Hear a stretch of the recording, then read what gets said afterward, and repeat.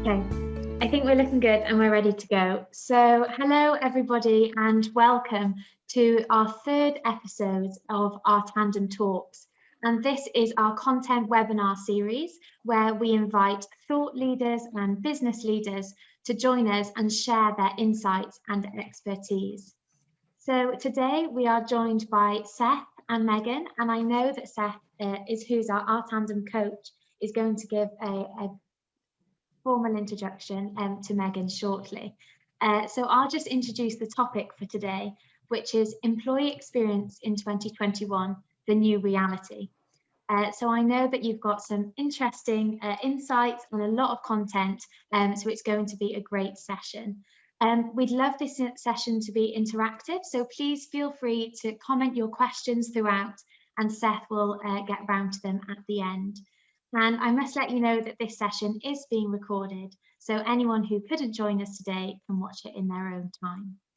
So I think without further ado, I'll pass on to Seth, and I hope you all enjoy the session. Thanks, Meg. So I'm Seth. I'm one of the Tandem coaches, and it is my absolute honor and privilege to be hosting the third episode of our Tandem Talks. And because we have a really special guest today, and her name is Megan LaRocque.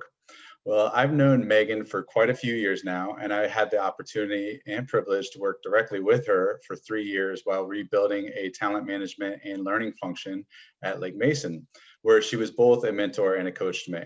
And Megan's 20+ year career in the global financial services industry has been including building and leading global HR teams and functions, and ultimately became a managing director of people and organizational effectiveness.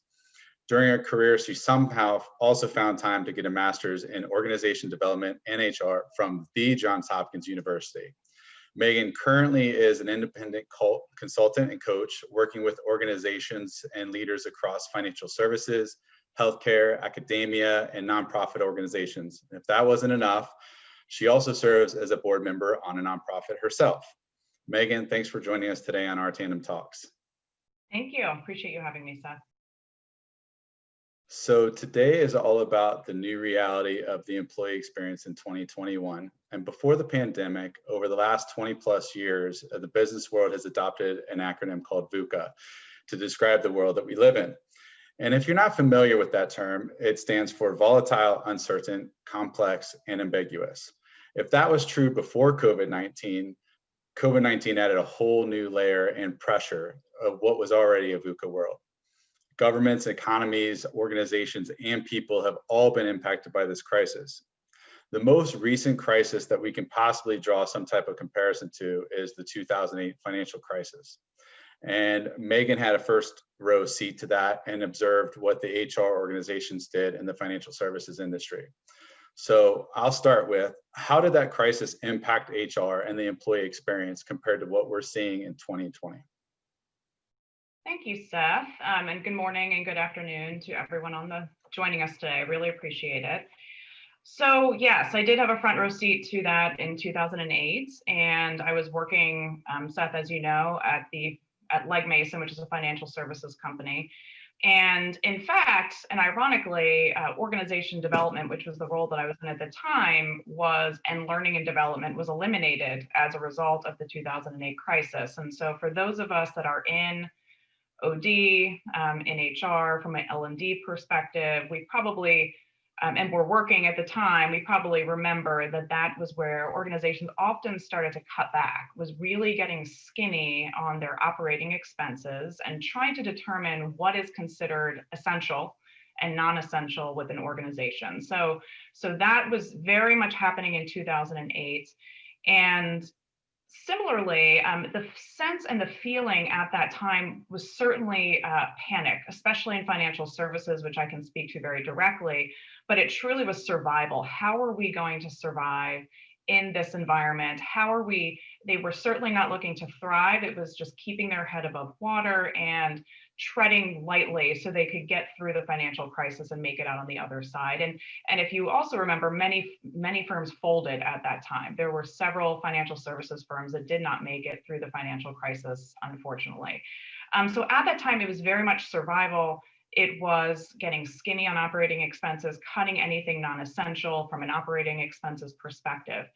So that was very clearly the experience in 2008 for many businesses, and at that time for me, for financial services. Interestingly, what I've observed this time with the pandemic, there are some similarities, but I think that there have also been some differences. And what has been helpful is now my purview expands beyond financial services. So Seth, as you mentioned, whether it's higher education, academia, like Johns Hopkins is one of my clients, the Johns Hopkins University, for example, through engineering, through financial services. A lot similarly, there is a survival mode happening, right? Because whether it's in academia and not being able to bring back students to live on campuses because of just the dangers of living in a dormitory situation, through employees having to work at home, which, as you know, most of us are probably sitting at home doing our webinars right now. There is certainly a sense of survival. What I have found to be very different this time with the pandemic is not only are organizations able to or needing to focus on cutting operating expenses, they have also had to, and I would imagine this is almost more stressful, they have also had to transition technology and capabilities of employees to work from home. So not only are the employees needing to be, there have been reductions in force and there certainly have been layoffs, right, as a result, unfortunately, cutting back on part-time employees, for example. But in addition to that, HR has had to then also work to move employees home very, very quickly. And if in your organizations, just like probably those that I work with, Friday you were at work, Monday you had to work from home. That is how quickly companies had to shut down. And so the work that HR and the leadership has had to do to transition to that remote work environment has been astounding to accommodate that. And really on territory that had not been covered. So lots of questions about how am I going to manage a remote team for those who had not done that before? How do I measure performance? How do I know my employees are actually doing their job? Employees who did not know how to use this technology because they've never had to use it before. So there was a lot of not only looking at operating expenses and having to just stay in survival mode, but in addition, transitioning the rest of the workforce to working from home. And that, I think, has added a whole new layer of complexity. So I'm hearing a lot of topics here where we're talking about new training, new technology, and these all impact the employee experience in 2021 and the way forward, the future of work, if you like the analogy. And there's certainly been good news in the last couple of weeks about vaccines and the efficacy of those.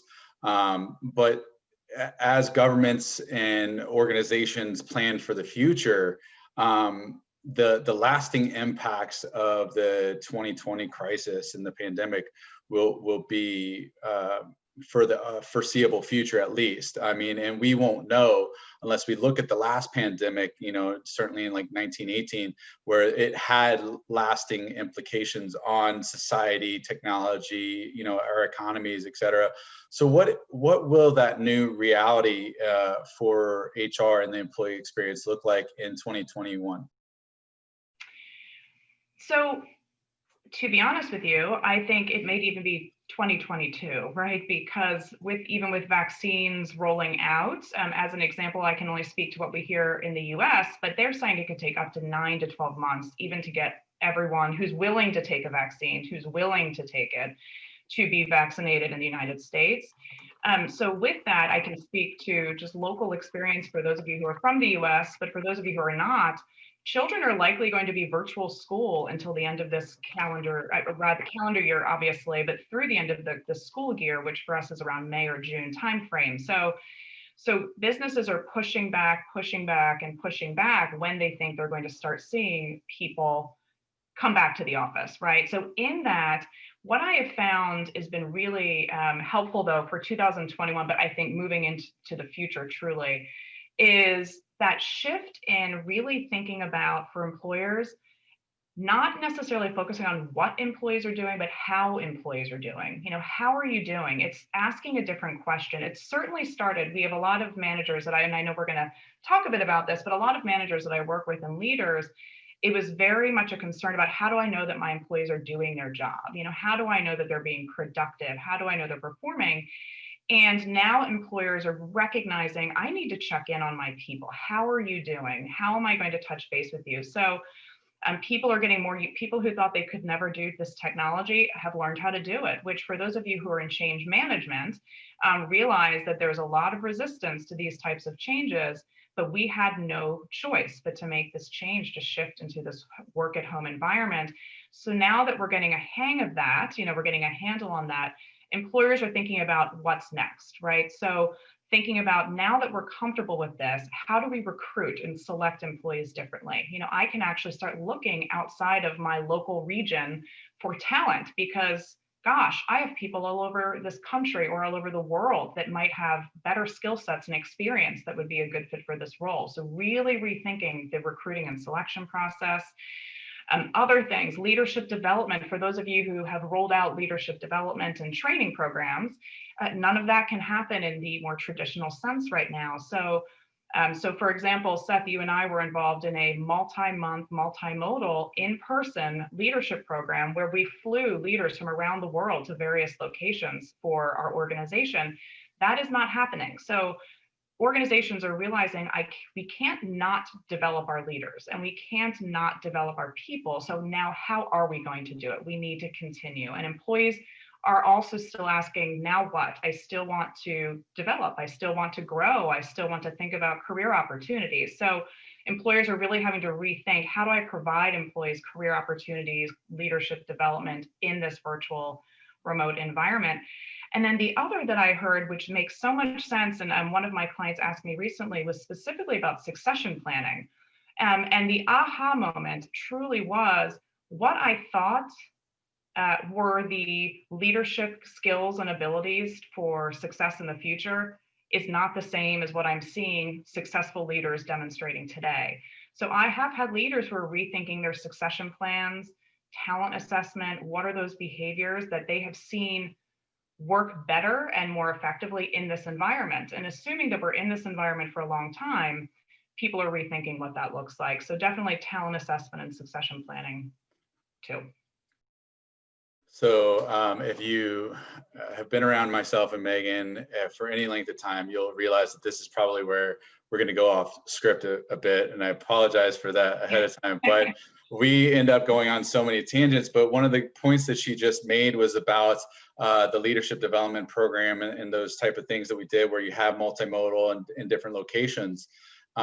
So while organizations figure out what to do and how to develop people for the future and their talent and what that looks like in learning programs, do you feel that this is kind of like the great leveler in a way, where opportunities are open to all employees because budget might not be such a concern because of travel or because of the number of hours that you're spending doing something? Like, what does that look like for the future? Yeah, I think that's a really good question, Seth. And I do think it's going to provide opportunities to a broader set of employees and leaders now than it did in the past for a variety of reasons. Right, budget. Let's say for an organization where it does require travel, and let's say that it's an employee who sits in a cost center, right? So one that does not make money but spends money, right, to exist at a firm. We found that, or I had found that it was more difficult sometimes to send those leaders or employees on more costly development opportunities, just because it required travel.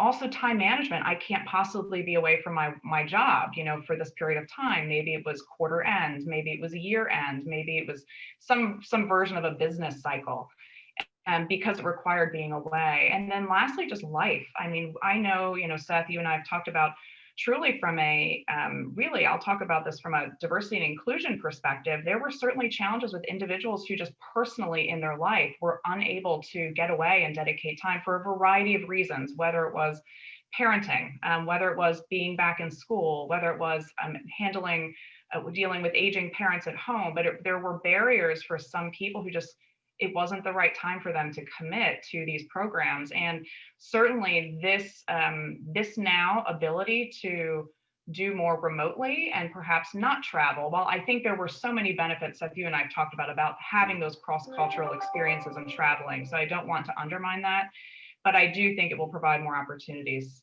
for people. Yes. So we have our first question already from Sandor, and the question is, how do we motivate employees to go for an online development option, being that 100% of online work is already online?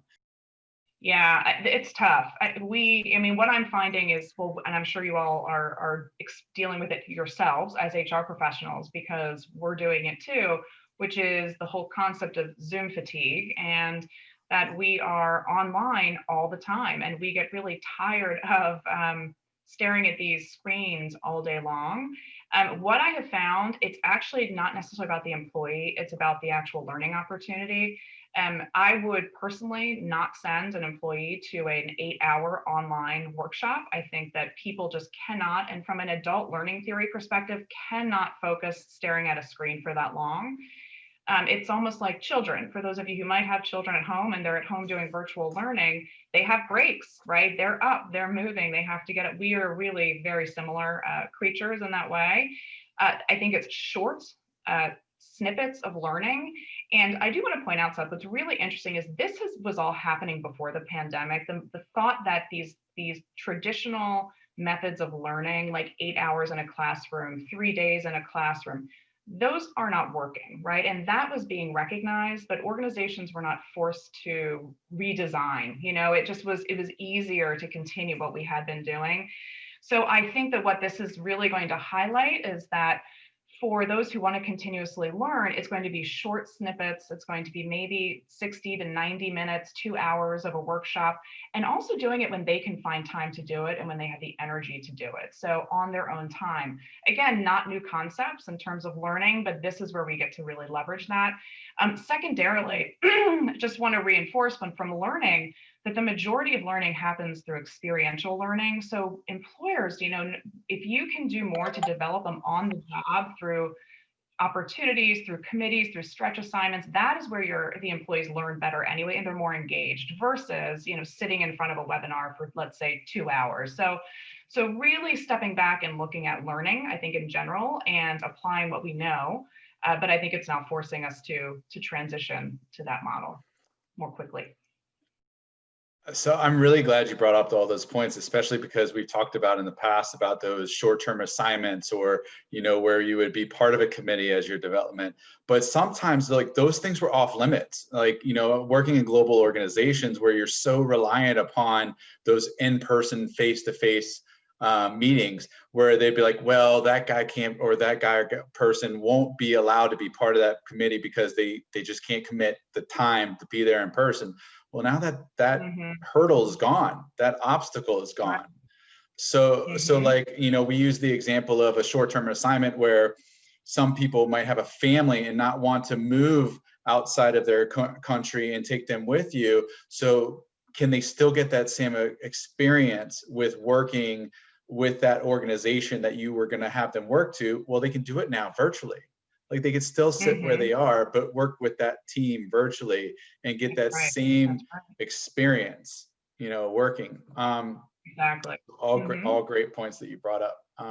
So I think I'm going to move on to your coaching and how you've been extremely busy right now, both with leaders and HR organizations, helping them. You're consulting with them, doing HR strategy workshops, etc. How are you helping these leaders who are probably struggling to make decisions right now with the face of so many unknowns? How are you helping them navigate through this? Yeah, I will say, Seth, interestingly, from a consulting perspective, I've been pleasantly surprised by the number of calls or emails that I receive about needing coaches, whether it's for mid-level managers through executive leadership.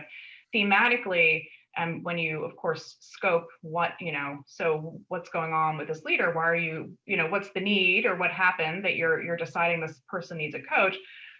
And FYI, best practices coaching is not remedial, so no way is this for performance issues. It traditionally is that they're struggling with something, right? They're a highly valued leader, employee, and it's really that there's just, if they could work on this one particular aspect, they would be more successful.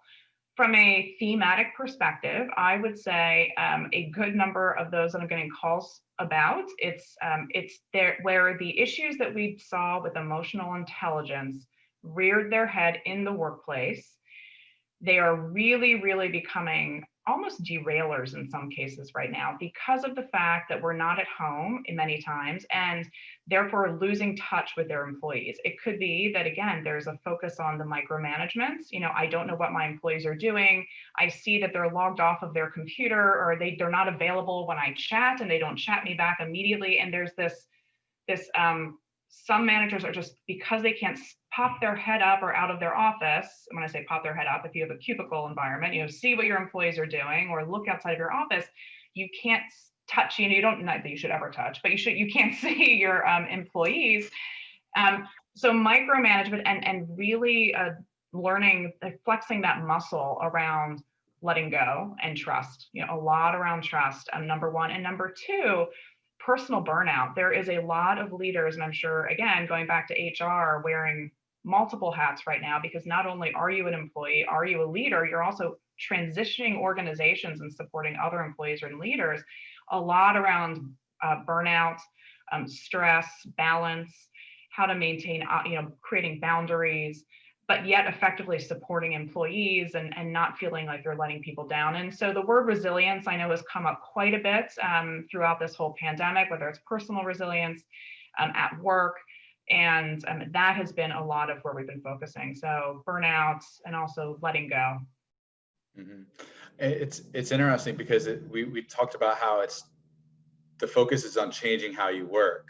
And so does HR have to create policies in order to enable these people to work like this? Or is it about teams, and having that trust and that adult responsibility? We're all adults. Should we allow them to figure this out on its own, or how do we overly make this bureaucratic? So yeah, I think it's a combination, Seth. So I mean, I've certainly heard, I'm sure you have too, and others, I know everyone on this call are HR people, employees who point back to the manual. They're pointing back to the handbook to say, here are your remote work policies, or here are your flexible work arrangement policies. Not all, but you always have that employee who loves to point back to the policy. And so I've seen a couple of things. Many organizations or managers, they do what the right thing is to do. They don't cross the line, and it comes down to trust and trusting their employees to get their job done. And over time, what we have seen is that performance really has not slacked off. And if there has been performance issues highlighted, it typically is in employees who had performance issues before. It's just now it's perhaps being highlighted because of the fact that we're not at work. On the flip side of that, there are employees who we've seen work decline, but that is where there is an opportunity. If the manager knows or the leader knows that typically the employee is a high performer, then they should be touching base to say, to support them. I've noticed that there's been a change in your performance. What's going on? How can I help you? Right. So there's that. Specifically to policies, yes, I've seen, if not formal changes to the employee handbook, let's say, like policy-wise, I'm seeing a lot of addendums happening. So creating pandemic policies around caring for family. If you get sick, whether or not you need to take time off or not take time off alone, in the US, it's paid PTO, paid time off. People are not using it, right? And so employers are saying, my gosh, how are we going to deal with all this time? Do we extend the carryover time until beyond March 31st, beyond the first quarter? Do we pay people out? Although that is a very costly way of doing it. And if we pay employees out, they may really not take the time off that they truly need. And therefore that just enables some not healthy behavior there. So yeah, I think it's been a combination of policy change, but also trust of employees. Some are short-term policies, but some employees are definitely pointing back to the handbook for sure. So all great points. And I think that we're talking more along the lines of working remotely and what the reality is of our living situations, what our work environment is looking like, and what well-becoming is becoming clearer. The importance of well-being is becoming clearer. In short, is this the end of the office? and how are HR organizations addressing these different circumstances? It just depends. I know that before the pandemic, a lot of organizations the trend was open workspaces. Let's knock down the walls, let's get rid of offices, let's create couches and all this really cool space like Airbnb. If you've ever seen with the videos of what Airbnb does with their space, and touchdown stations and little pods, and then you have a pandemic where you can't be within 6 feet of each other, and the walls are going back up and plastic shields are going back up for organizations where they have employees coming into the office, right? So I think it's been pretty tough to navigate that. Employers who just signed contracts for leases that they now cannot get out of, and they do not need this space. For those of you from the U.S., this is my example I can use, but in New York, right, office space is empty. It has been completely, it's crickets in there. It's just no one is there, and it's expensive. And so what are we going to do with all this space? So a lot of question asking. So what I've seen starting to happen, especially because there is space that organizations have, is really rethinking when we get back to work, how do we use that space? And so it'll be interesting to see where this goes long term. But what I'm loving as someone who's a facilitator of things, that people come into work not necessarily 9 to 5 to sit at a desk, but they come into work if there is a team conversation, a collaboration session, idea generation session, brainstorming session, and they use the space as almost, the term war rooms, right, where you have whiteboards on the wall and you're just ideas everywhere and mapping things out. So how do we use that space? And maybe it's for idea generation, brainstorming. Perhaps it's for your team meetings only, right? We want people to come in person once in a while, but we don't need them here every day. So let's bring the team in once every period of time to do that. And then certainly if there's a need for client meetings, seeing that might be a use. And then touchdown stations, or or the hoteling concept, where let's say Seth, you and I work Monday, Tuesday in the office. Wednesday is the deep clean day. Thursday, Friday becomes Seth's time, and we're rotating through our desks. So again, not a new concept at all. That had started to transition, and organizations started doing that. But that is where I'm starting to see organizations start to really rethink use of space, and that the concept, like you said, of having office space and regular 9 to 5 from that perspective is moving. Now, that is all with the caveat that there are some essential employees that have to go in, and that's going to be the exception to all of those rules. But yeah, I think it's moving away from the traditional space for sure.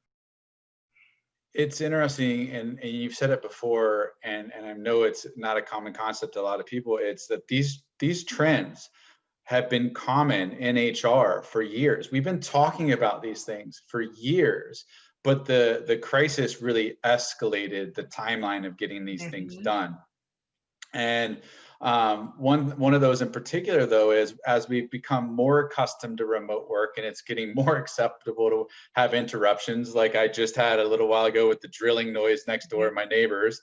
But it just happened to be the timing that I'm on a call going live that happens, and we've become accustomed to this. But how we're doing work, are people falling back into old habits? Like, even though we've gone online and we've gotten into the flow of work, are people pulling them back in? Are they still having those same meetings that you had before that were in person? Or are people relooking at the way they're doing things and saying, no, we need to work differently altogether still? Don't let this opportunity go to waste. Like, we have an opportunity to change the way that we work. What are you seeing, or what are your organizations that you're consulting with thinking about those things, about the way forward, about whether to pull people back in or to let them work from home or do some type of hybrid? What does that look like? Yeah, it's interesting. I think it depends, honestly. What I've found is that the more traditional companies are planning to bring people back in. I think they're just, and where I've seen that is where leadership themselves have been around for a very, very long time, and they work very traditionally. And I'm concerned that for those organizations, they're going to lose really, really good talent, because the reality is many other organizations are not moving in that direction, right? They are looking to say, how can we accommodate this new, whether it's a hybrid working model moving forward. Number one. Number two is in terms of the how we work, in addition to space, I think the other thing that people really need to, we're seeing that the research is just happening, right? So we're all figuring this stuff out, but this is all the meetings, right? All the meetings. We thought we met a lot in person before the pandemic. And what has started happening for everyone, which I know all of you have noticed this, is because I can't just pop my head into Seth's office and ask a question, there's more meetings on my calendar. There's more team meetings. There's more client meetings, and everything is a meeting. And so time spent in meetings is increasing dramatically. Time getting work done is basically non-existent, and therefore people's work schedule days are longer and longer and longer, and it's really bleeding. Sorry, bleeding into personal time or taking a break from the work time. So that, I think, around the how we work is where I think there really needs to be a focus, is backing off that need to be constantly on video all the time, talking to people, and how else can we feel comfortable and share information and be able to be available for people without these constant meetings, all day long. So I think that'll be a shift as well for the how we work. So we have another question in the chat, and Tony has asked, one question he has is around what have been considered essential businesses, those frontline workers. What can organizations and leaders in these essential businesses do differently moving forward to foster an amazing employee experience and secure engagement as their employees have to continue to work on their front line? It's a very good question, Tony. Yeah, thank you. Yeah, Tony, I think that's really important. Well, and just to step back slightly, aside from the obvious essential workers like healthcare providers, right? So let's just use something like a healthcare provider being an essential worker. I think organizations, number one, need to really reassess, is this actually an essential job? Meaning essential being, do they have to come to work, right? So I think there are some organizations that have deemed roles essential that probably are not essential. So number one, but number two, there are lots of essential roles, right? That we have just to keep the world running. They're coming into work. A lot of that is going to be around feeling safe, right? The majority of where I'm seeing employers really focus for those employees is safety. If I need to go to work because I'm an essential employee, what are you, employer, doing to help me feel safe? And whether or not that is the PPE, safety protocols, that is where I'm finding there to be a huge focus, because we don't want our employees to get sick, but there is a lot of anxiety in having to go to work for these folks.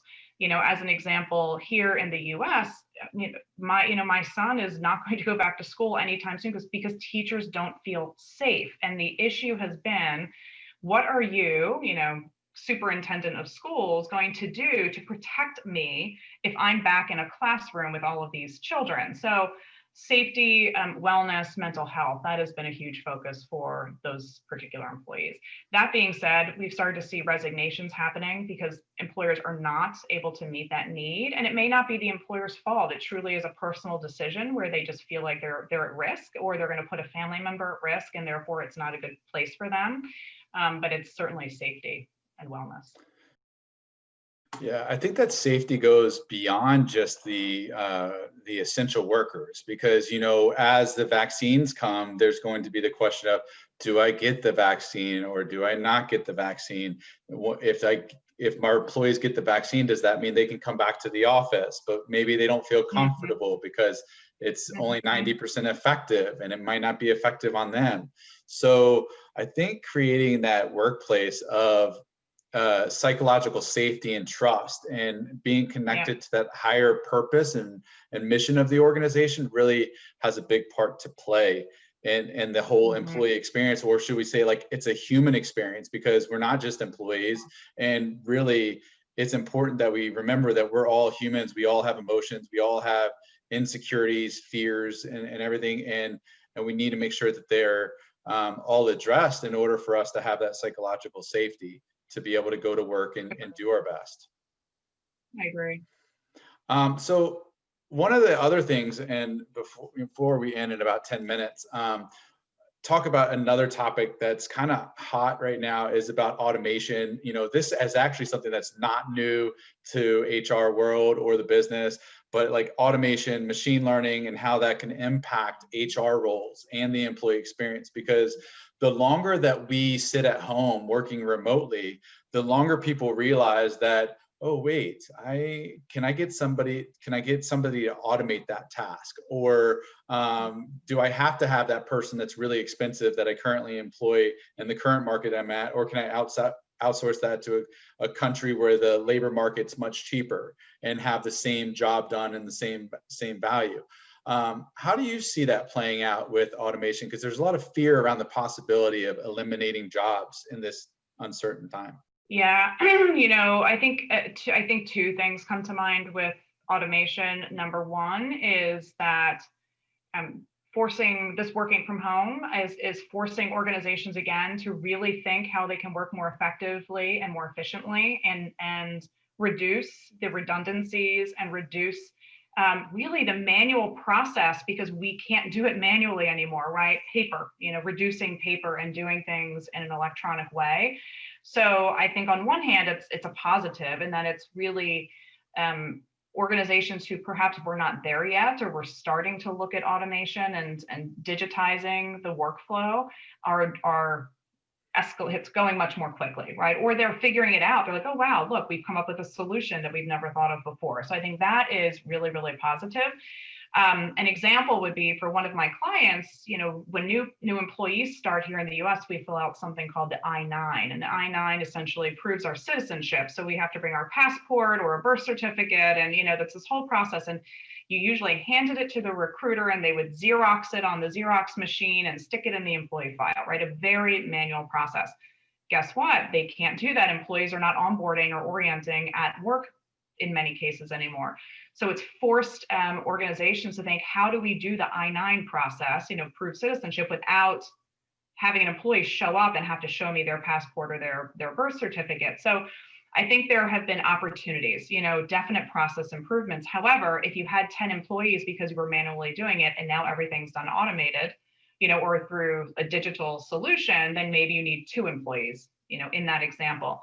So that's the benefit of the automation. The downside, like you said, is you need less humans to do it.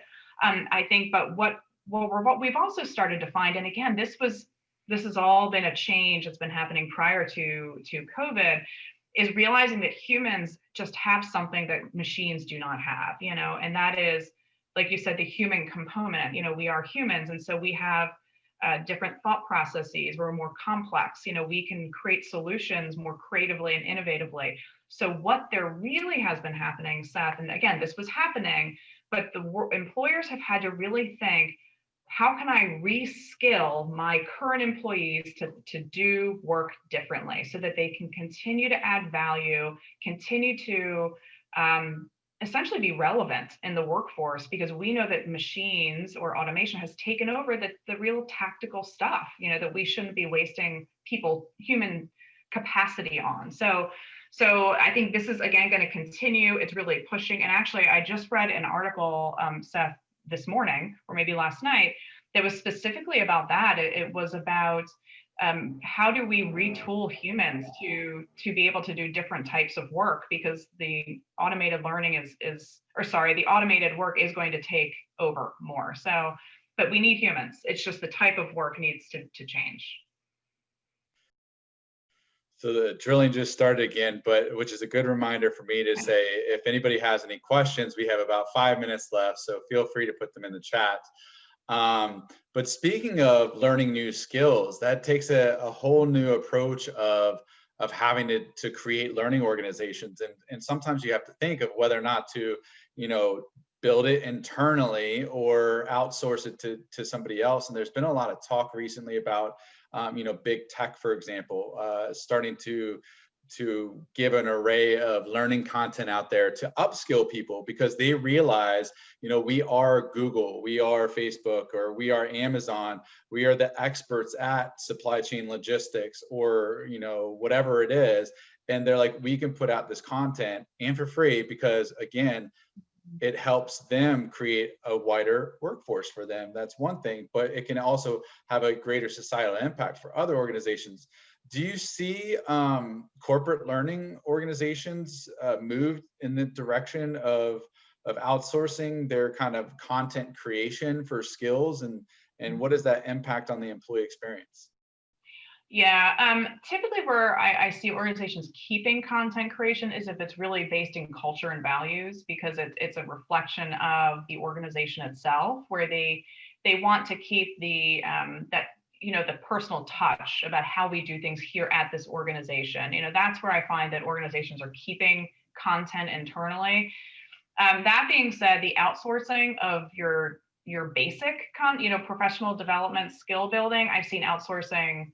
First of all, it's less expensive, right? Typically to outsource learning and development, and organizations have started to see that. So going back to just cost of, going back to the first question around the financial crisis and today, when you start assessing costs, and a full-time employee costs a lot more than outsourcing training. So that is definitely moving. But again, I think where I've seen people keep it, or organizations keep it, is when it's cultural values, very specific to that particular organization.